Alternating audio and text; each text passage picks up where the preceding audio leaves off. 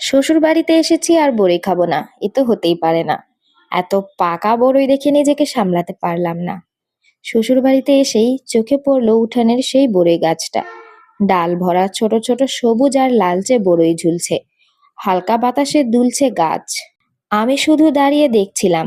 গাছের উপরে কয়েকটা বুলবুলি পাখি বসে আছে, মাঝে মাঝে ডাল বদলাচ্ছে, আবার হালকা করে ডাকছে।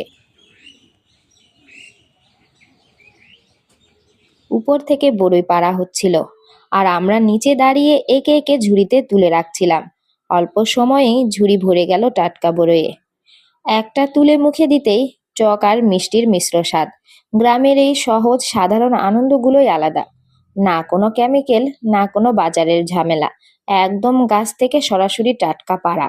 শ্বশুর বাড়ির এই বড়ই গাছটা যেন আমার ছোটবেলার স্মৃতিগুলো আবার ফিরিয়ে আনলো। গ্রামের এই স্বাদ, এই শান্তি সত্যিই অমূল্য। আজকের ভিডিওটি এই পর্যন্তই। দেখা হবে নেক্সট কোনো ব্লগে। আল্লাহ হাফেজ।